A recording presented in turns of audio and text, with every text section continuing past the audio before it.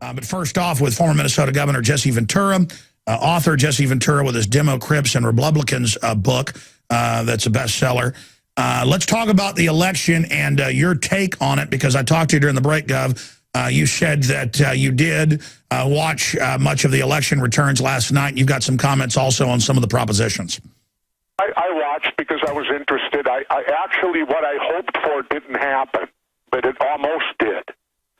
And that was this. If you go back to 2000, if you remember, Al Gore won the popular vote, by 500,000, but George Bush won the presidency because of the Electoral College. And for a long time last night, it looked like those two were going to reverse itself. It looked like President Obama was going to win the Electoral College, and for a great deal of the night, it looked like Mitt Romney was going to win the popular vote, which is what I was hoping would happen.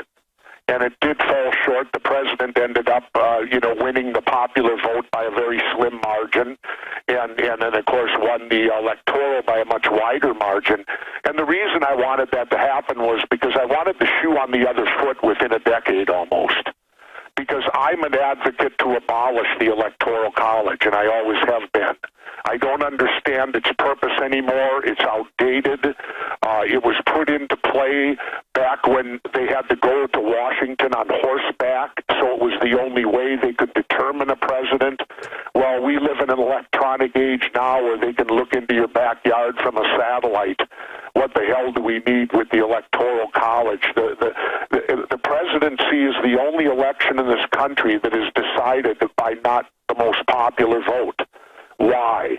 Sure, I think the argument is the states need to maintain their integral sovereignty within the union, and so you do have a popular vote within the state, and then the popular vote renders up that particular number so that the states are still in control of it, kind of like until they came along with the 17th Amendment, as you know, in 1913, Governor. The senators were elected by the legislature and were creatures of the state, so that you had popular elected House members, but senators sent by the legislature, so that you as a governor could go to the legislature and say, I don't like what that U.S. senator's doing, recall them. Yeah, and I disagree with that, too. I just don't buy the Electoral College. To me, how can you get the most votes and lose? That makes no sense to me. That, we're one country, we're one nation, and whoever gets the most vote, it would have no bearing on this current election because Obama ended up winning the popular vote. No, Governor, listen, this is the age-old... I'm an advocate to abolish the Electoral College. I don't agree with it. They sit and tell you, well, if you don't have the Electoral College, candidates won't go to the little states. They'll only focus on the major metropolitan areas. I got news for you. Even with the Electoral College, that's all they do. That's a hollow statement when they say that, because if I were running for president, sure, and I Jesse, had the opportunity to go speak in Montana or California with the Electoral College, where am I going to go? California. I'm going to go where the electoral votes are. So it's irrelevant. It doesn't make any sense when they use that argument. Naturally, a candidate is going to go where the most masses of people can be reached. Sure. Listen, I get your perspective. I'm not disagreeing with you on that, but expanding on it, Colorado and other states said, hey, just decriminalize marijuana altogether. That's one thing Obama promised he would do, is let the states have their rights. And I'm not even a big marijuana guy. I don't use it. But my point is, well, not often. I have smoked it off and on throughout my life. Alex, cripe almighty. I grew up in the 60s. Well, sure, I'm not going to sit here and lie. What about Bill Clinton saying he didn't inhale? On what you're saying there, I couldn't be more ecstatic over that. I tip my hat today. I'm glad you brought it up. Kudos to the people of Colorado. Kudos to the people of Washington for standing up and taking a major, major step in ending this crazy war on drugs. And this is a major step. Now, what will happen? Here's what I would do, Alex. Let me offer this. I saw the interview with the Colorado Democratic governor, and boy, he didn't want to talk about this issue at all. He was skirting it. He didn't know what to say. Had I been the governor, here's what I would have said. I would have said the people of Colorado have spoken. They've taken a step towards ending this crazy war war on drugs. Now, marijuana will still be illegal federally. But I, as governor of Colorado, this is what I would say. I, as governor of Colorado, will put no resources nor any manpower towards arresting marijuana users or anything of that sort. So the only way in the state of Colorado you will ever get arrested, it will be federal and federal only. They will get no assistance from state or local government, and they will get no financial aid or help in any type of investigation or the courts. Well, I agree with you, and that's a great stand. We need to see that. But that's one thing that, Obama, another one of the lies he told the night before the election, he said, look, I always tell the truth. I don't lie. We've played that clip over and over again. And think of all the lies, Governor. What lies can you think of that now we're looking at Obama so we can move past Romney? 4 more years of Obama. The reason I'm really concerned about that, he can launch wars, but because he's the Peace Prize winner, they're not wars in Libya and Syria. He can continue warrantless spying. Chris Hedges, the Pulitzer Prize-winning big liberal, he says Obama is far worse than Bush on many fronts. I mean, are you concerned about what Obama can do now, not facing... I'm not concerned about what Obama personally can do. I'm concerned about what all started with George Bush and was allowed to happen. Let's remember, this stuff wasn't created by Barack Obama. This stuff went into effect under George Bush. Okay, well, then we should pressure him to get rid of it. Criticize Barack Obama. Barack Obama has expanded it. Exactly. So he's just doing what was started a decade ago. Now, we need to stop that. They need to speak out loudly, and we as citizens need to stand up, and we can start with the drugs. Washington and Colorado are 2 great places. The people of those states, which I believe states should determine what drugs are illegal or not legal, should be up to the state.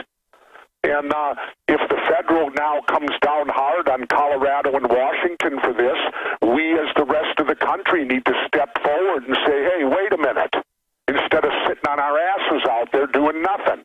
Well, I agree with you. And look, 10th Amendment, you as a governor know it better than anybody. This is the key. And while we have states, it's time for the states to say, hey, we're going to do what our Constitution and our people say. We're not going to have the distant federal government run by a bunch of foreign banks telling us what to do. And again, even though I'm not somebody that, uses marijuana as a recreational thing, my issue is I know it's a red herring fraud. I know reefer madness is a fraud. I know it's got a lot of medical uses.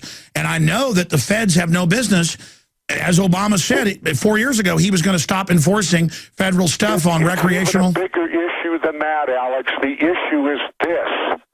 In a supposed free society, which we claim that we are, how can you commit a crime against yourself?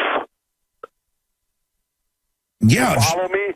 That's what drug usage is. If you don't harm anybody else and you simply ingest a drug, how can they arrest you for that in a supposed free society when you're only committing a crime against yourself?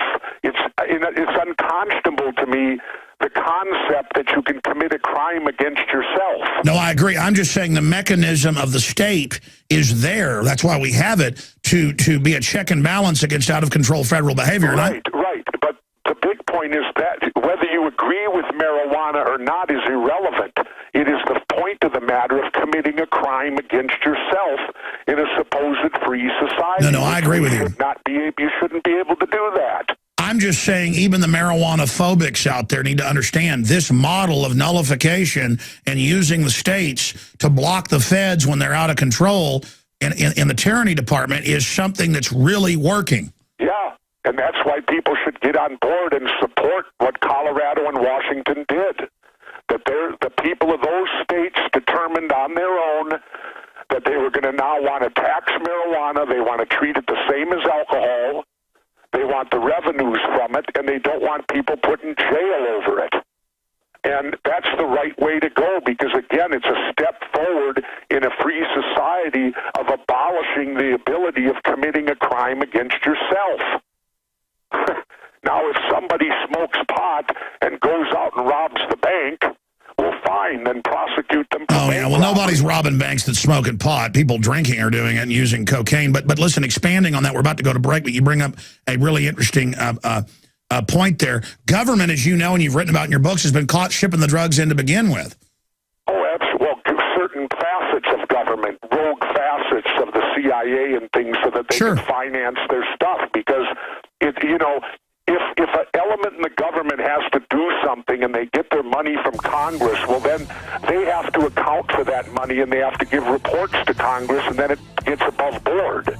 Well, if they want to operate clandestinely and don't want anybody to know about what they're doing, then they're forced to get an outside revenue source. And that's what, unfortunately, drugs has been. Yes. They've created that as a revenue source where they can make tons of money, and that way they can apply that money to any operation. Yes, Governor Ventura. We'll be back. Insider billionaire investors like George Soros and John Paulson have recently made massive moves into gold, purchasing what Bloomberg News described as gold hoards. Soros alone doubled his holdings in a single day. Russia's Vladimir Putin has doubled down on gold, increasing the country's holdings by over 100%. With $1.8 trillion under management, the bond king Bill Gross, the world's preeminent bond fund manager at PIMCO, has warned investors of the dangers of QE3 and inflation. And what's he betting on? You guessed it, gold. Friends, this is Alex Jones for MidasResources.com. For more than 15 years, I have exclusively used Midas Resources for all my precious metal needs. Whether it's bullion or collectibles you're looking for, Midas Resources is simply the best. I own my gold as a hedge against inflation. This Federal Reserve fiat currency could go the way of the Deutschmark and the Weimar Republic anytime. In these historically dangerous times, it makes sense to physically hold gold and silver. Midas already has some of the best deals in the industry. But if you give them a call and mention the radio special, they will give you a list of the day's super specials. Midas brokers are standing by to answer all your questions at 800-686-2237. They also have a lot of informative free literature explaining the opportunities and risk of holding precious metals. They are ready to answer your questions at 800-686-2237. Again, that's 800-686-2237. I'm Alex Jones. More post-election coverage. 4 more years of Barack Obama. We're going to open the phones up for you after Governor Ventura leaves us. And then Bev Harris is popping in for about 15 minutes to get into any reports of election fraud by both sides that she saw. But we're going to get into Prop 37 defeated, if you believe that, in California. Oh, let's not label things. But Governor, Second Amendment, you've talked about the fact that you're a big supporter of the Second Amendment and it's for defense. I want you to repeat what you've said privately to me before and also what you've said on air. But Obama in the second debate said he believes you shouldn't be able to own anything semi-automatic, handguns, rifles. We've got an article out at Infowars.com, gun stock surge after Obama re-election. And, here's the deal. I mean, I can tell you right now, if the government tries to start restricting law-abiding citizens' guns, people aren't going along with this. What is your take on the Second Amendment and what Obama may try to do with the expanded police state? You're talking to me, Alex? Yes, Governor. What is your take on that? Well, I fully support the Second Amendment. I always have. I always will. The Second Amendment was put into the Constitution so that we as citizens would have the right to defend ourselves, basically, if our government became abusive and if it ever got to that situation. And it's also a good idea because as a country, no one will ever invade this country. Because the citizenry are so well armed in this country, it would be a suicide mission to try to invade the United States of America because of the Second Amendment, which protects and gives us the right to bear arms. And any erosion of this right is simply, I will oppose it completely. If Obama tries to do it, I will oppose him. It doesn't matter to me. I'm a great follower of the Constitution and a follower of the Bill of Rights. And these things were put in there for a reason, and until they amend the Constitution or amend the Bill of Rights, that's the fabric of our nation.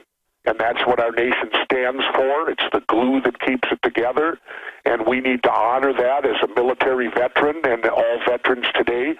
You take an oath stating that you will protect and defend the Constitution and Bill of Rights against all enemies, foreign and domestic.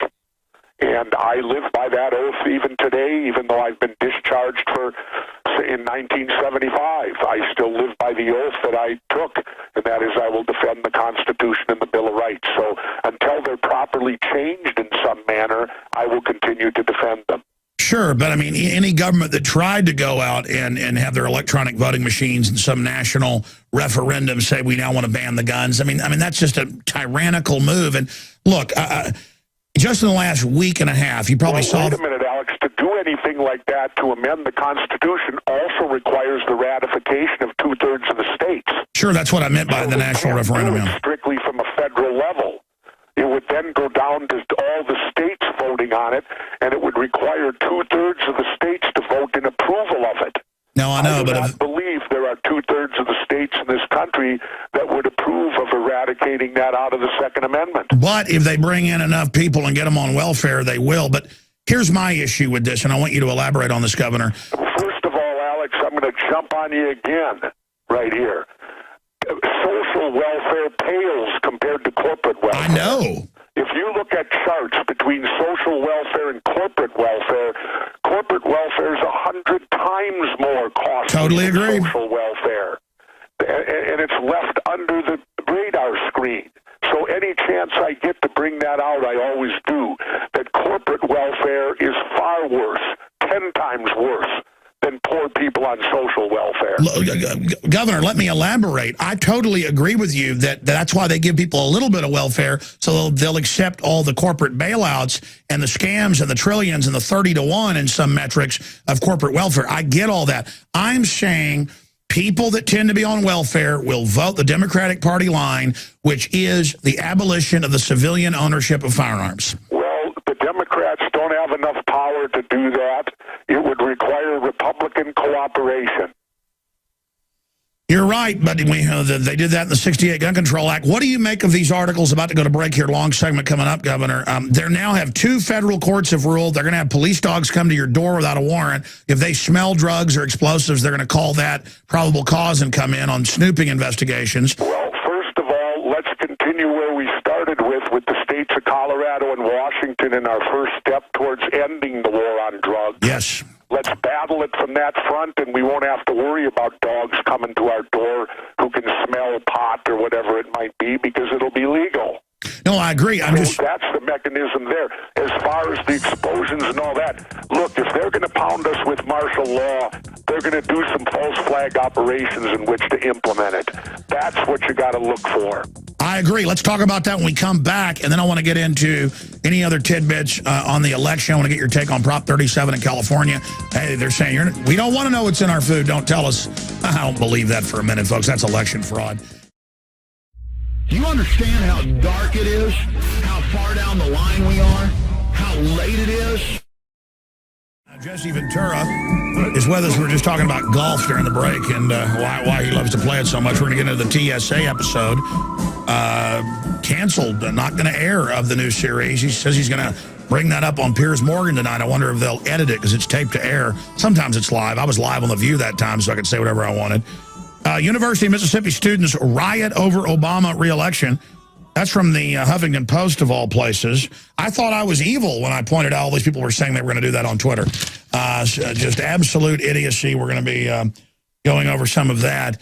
But going back to Governor Ventura, actually had him print the article just so I could show this to you. My point was, it's the normalcy bias or the learned helplessness, mass Stockholm syndrome, whatever you want to call it.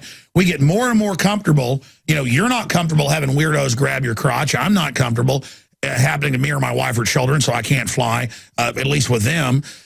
I mean, I've had TSA when I flew back from one of the TV shows with you, guys saying, hey, I listened to your show yesterday, heard this and that. Now I'm going to grab your, I'm going to grab your junk. And I'm just like, I'm going to sue you if you do. So he backed off and didn't do it. And I was going to sue him. Even if he beats the rap, he won't beat the ride. But, I mean, it's a joke when the guy knows who you are, you're wearing tight blue jeans, they want to, grab you. But here's CNET News, a division of CBS. Court okays warrantless use of hidden surveillance cameras. And now it's going to the Supreme Court, and in arguments, it sounds like they may rule that they can put cameras on your land, come on your land, trespass without warrants, and film you. And then again, as I mentioned, another federal court ruled just last week that they're going to just randomly come down with police dogs at your door and just shave the dog. We all know they got dogs that just want biscuits all day that'll alert on a ham sandwich saying it's PCP and come in your house. I mean, you know, enough's enough. How much are we going to put up with, Governor? How bad is it going to get? Because, listen, if Obama said in the campaign that he was going to come after and try to ban, not the sale, the ownership of all semi-autos, and, I mean, they're going to try it, Governor, and I'm telling you, it's going to start a civil war. And our normalcy bias, people just can't believe it's going to happen. Who would have ever thought, Governor, that I'd sit there and watch TSA female, people laugh and giggle and take photos of you in Atlanta, as they grabbed all over your private parts? I mean, look, the nightmare's happening is what I'm saying, Governor.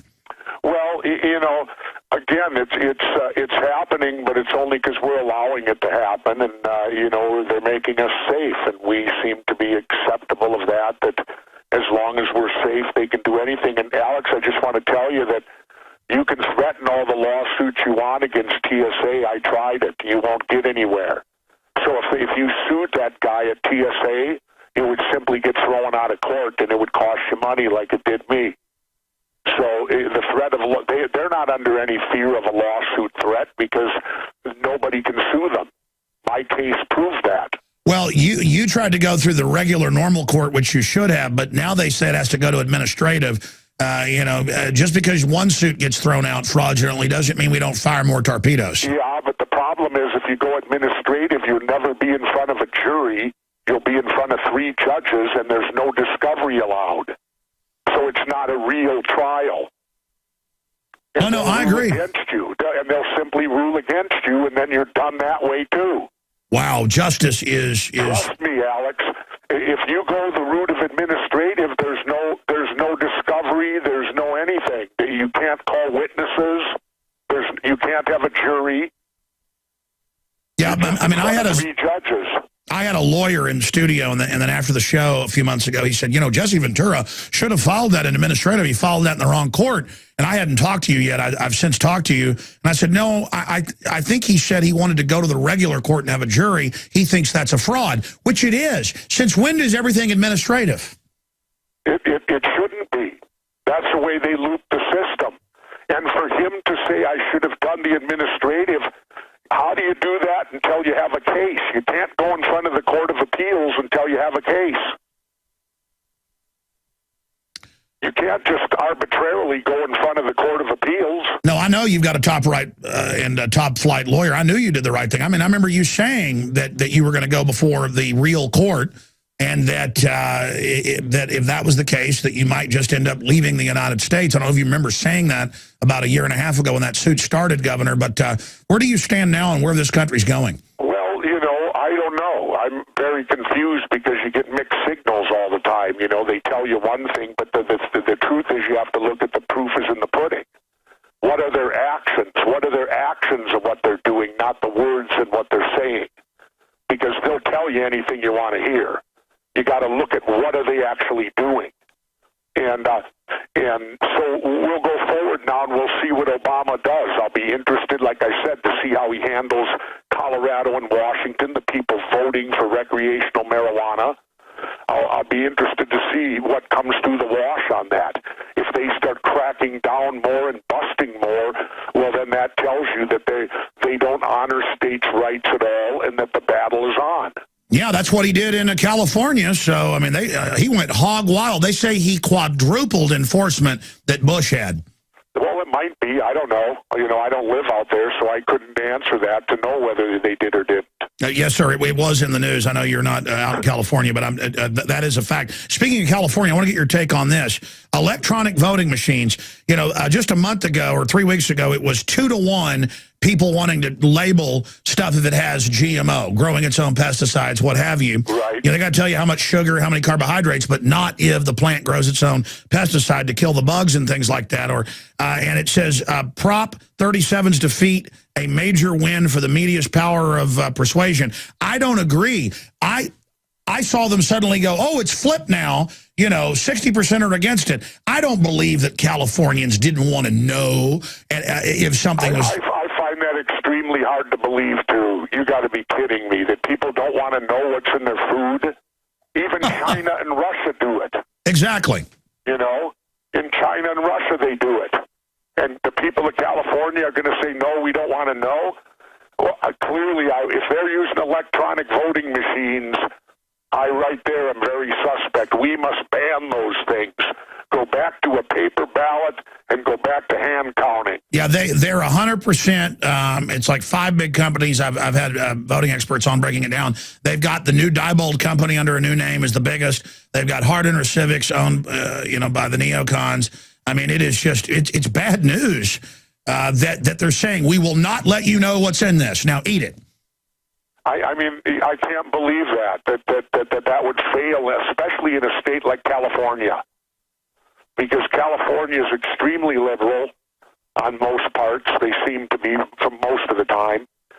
And although I'm more proud of Minnesota now than California, Minnesota, gay marriage failed here. They tried to protect and say it was for a man and a woman only, and it lost. And that didn't happen in California, apparently. I don't know if it's the voting machines or not. Well, my issue is what Ron... And it passed. Sure, I disagree with Ron Paul. It's up to the states. All this stuff is. And that's the way it should be. What's that? I'm saying I believe all this stuff should be decided at the states. Oh, I agree. I agree totally. But it needs to be done without electronic voting machines. Well, that's the problem. How do you get rid of something? Because you can't vote it out because it's been proven a fraud over and over again. I mean, it requires you to elect the proper officials who will get rid of it. But how do you elect them when you have to go through the fraudulent mechanism? Yeah, that's tough. That's why you shouldn't get it. That's why I'm so happy in Minnesota. You got to sit down at a table, you take a pen or a pencil, and you got to fill in the circle. Yeah, that's a lot better, the old Scantron, because even though it goes through computers, you can still do real recounts because there's a physical copy. Exactly. You have a receipt. I bet money Jesse Ventura wouldn't get elected even if you actually were showing a winning in the polls in a state run by Diebold. You might be right. I don't know. You might be right because I don't trust the electronic voting machines at all. They can be hacked into just like any computer can. Again, they do not give a receipt. It's the equivalent. I've said it many times. It's like going to an ATM machine that didn't offer you a receipt. Nobody would do it. You of course, whether you take the receipt is up to you. But always an ATM machine will offer you a receipt. Well, these electronic voting machines don't do that. And until they start to do that, then they need to be gotten rid of. Sure. Governor, shifting gears into the TV show, just so I can make my statement on this. Yep. I mean, I really respect you. I know you personally. I've never met David Icke in person, but I probably interviewed him, 50 times over the years.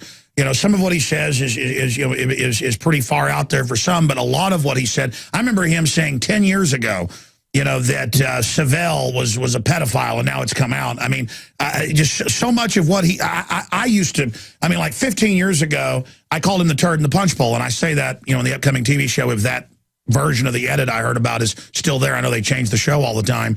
And so it's another conundrum because I understand why you on the show had some issues, but at the same time, this is such a wild season compared to some of the other people I know. I mean, I just, why, and I guess that's premiering tonight. Tell us, and obviously you can't give it all away, 10 o'clock Eastern, 9 o'clock Central, 7 o'clock Pacific, 8 o'clock Mountain. I don't want to give it all away, and I'm not even sure what's airing, really, but, what happened here? Because it bums me out because I like both you guys.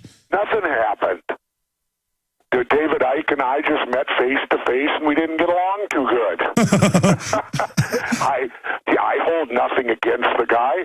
I asked him some what I thought, simple and real questions, and he loves to talk in circles, and he didn't really answer them. And I tried to corner him on, with just simple yeses and nos, and he doesn't do anything with a simple yes or no. David Icke would make a great politician. Well, he was the head of the Green Party in England. Whatever. Well, he would make a great one because he knows how to double speak, and I'm not speaking down on him.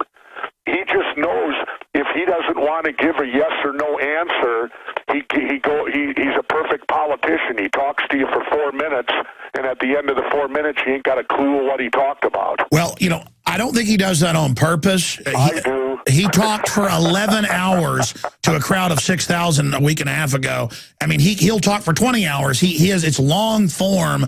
I mean, I think it's kind of a savant type deal. Well, and that's really what it gets to. He tries to tell me you got to listen to him for 8 hours, and I'm looking at him like you can't just answer something yes or no right now.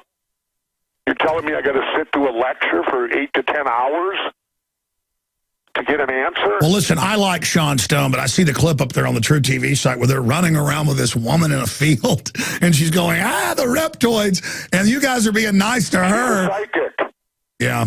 That's all there is to it, whether many people believe in psychics. No, hey, I've had dreams that come true. And Alex, the point of the matter is, when you're doing a show looking for reptilians, you're going to run into some pretty strange people, let me tell you that. Yeah, in fact, you always say the best stuff off air. Repeat what you told me about the show and your experiences with it. Well, doing these shows for the last 3 years has been a remarkable experience because I thought I'd been there and done a lot of things. But 3 years of doing conspiracy theory, the people I've met, strange people, it has been just outstanding. I mean, it's been very worldly to do this show because there were people and events that I didn't even know existed. And it opened doors to say, wow, is this bizarre? And, I don't take the shows overly serious. I don't live or die by them. It's just an entertaining show where we go out and we pose a conspiracy question and we go talk to people who believe in the particular conspiracy, and it's extremely entertaining and knowledgeable. No, I know, and usually... And in the end, Alex, it comes down to you, the viewer. Do you want to accept the belief or not? Sure. My only issue is you do talk to some of the episodes are groundbreaking, like the FEMA camps, TSA. Those get pulled from airing. And then the others, why is Time Warner happy? I'm sure it'll be entertaining. But, let me tell you, the first 2 seasons, you guys got something on air that remember, we had a private bet. We kind of agreed, our bet against the others, that it wasn't going to air. We were proven wrong, except we were proven right when they pulled the FEMA episode. Well, let me tell you something, Alex. We do shows that'll be just as groundbreaking this year, too. Oh, I know quite a few of them. But it's just that we went out also and we did some bizarre ones. I mean, the reptilian one, I refused to do it at first. I said, are you crazy? You want me out looking for shape-changing reptiles? I know. And the only reason I did it was when they showed me that it was in the top 10 believed conspiracies from Time magazine. Well, there's a huge amount of people that buy into this. Sure, well, that made it interesting. Well, if there's that many people that believe this or are interested in it, well, naturally our show is going to go there then. You're not going to take a top 10 conspiracy and ignore it. No, I know. And you got the Slee Stacks and Land of the Lost. You've got the V, the Final Battle. You've got They Live with your buddy Rowdy Piper. I mean, my only issue is if the religions believe in demons and all these mainstream people think there's UFOs, I mean, all David Icke's saying is all these ancient cultures believe, that these reptoids visited. It's kind of like... Exactly. And I'm not saying, hey, I learned there's a lot of interesting stuff you're going to learn from this show, the reptile show. In fact, let me throw this out at you, Alex. Look at the Christian religion. How does the Christian religion begin? An upright snake. Exactly. Is that not a reptile? I think it is. There you go. So you got a man, a woman, and a talking snake. Now, let's look at something else interesting. The dinosaurs. We all understand, and this is all that not that I didn't know this, but it added in when I did the reptile show. Birds are direct descendants from dinosaurs. Sure. We acknowledge that. That's a scientific fact, correct? Yes. I mean, well, the crocodiles, okay. Now think of this. What is the only thing out there you can teach to talk? A bird. Yes. So you're back to the lizards again. It's a reptile. A reptile is able to speak our language. No one else can, not even monkeys. And the human brain, we have really 3 brains. The lower brain is basically a crocodile brain. Well, whatever they want to call it, it's reptilian. So we have that's another point.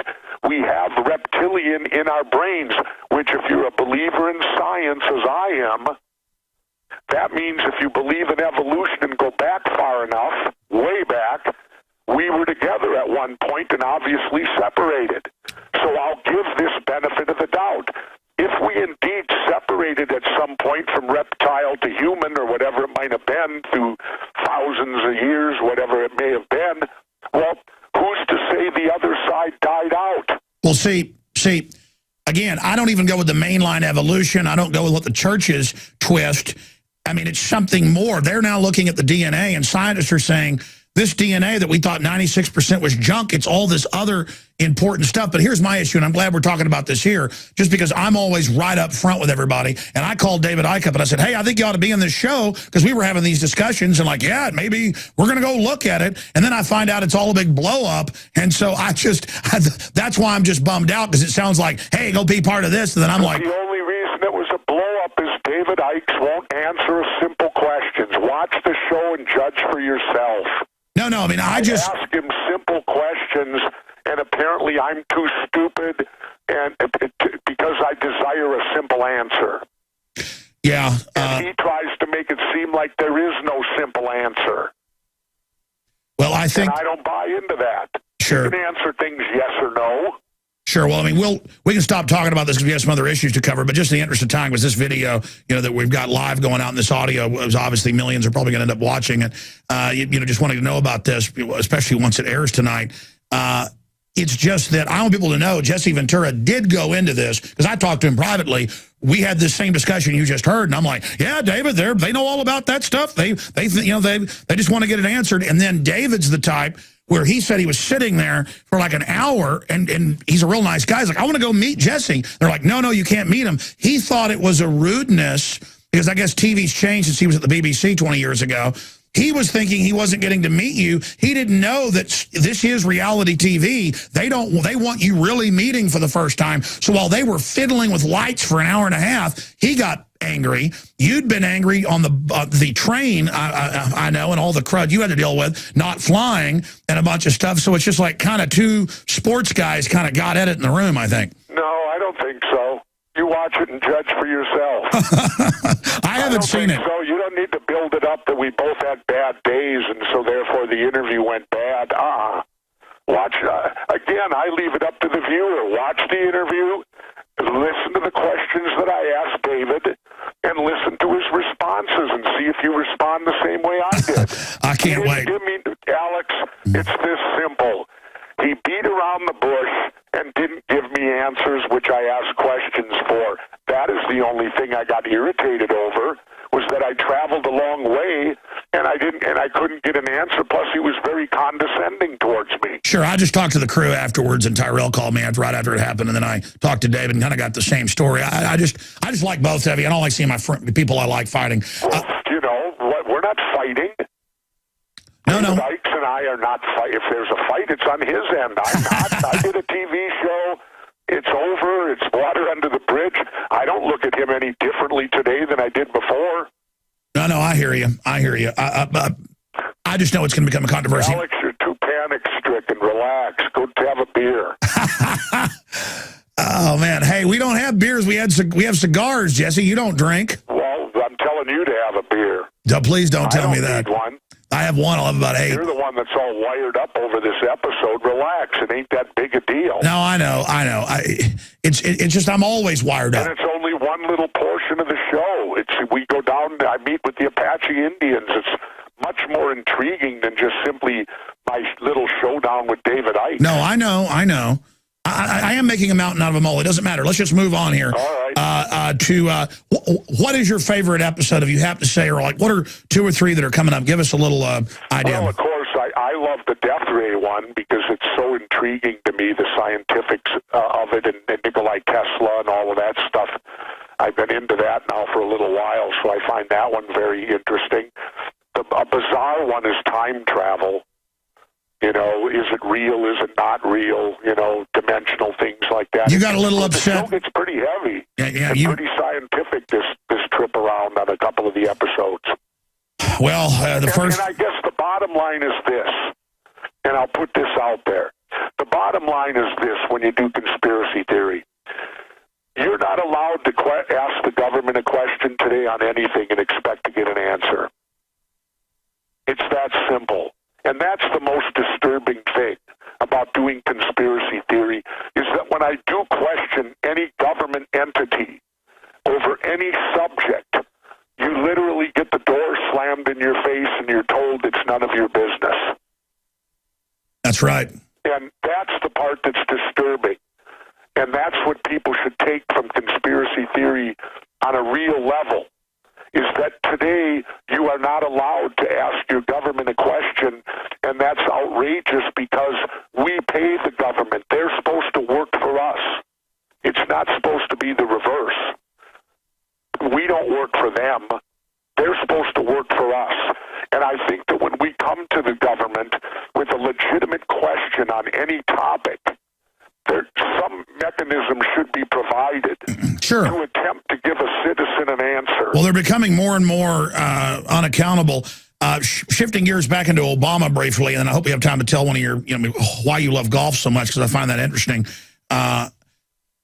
Do you think they'll try to impeach Obama over Fast and Furious and some of the things they're doing? And now Hillary, it was in the news 2 days ago, saying we need to invade physically Syria because Al-Qaeda's there, when it's our government and NATO that put them there. No, they're not going to impeach Obama. He's doing everything he's supposed to do for them. Why would they impeach him? Sure.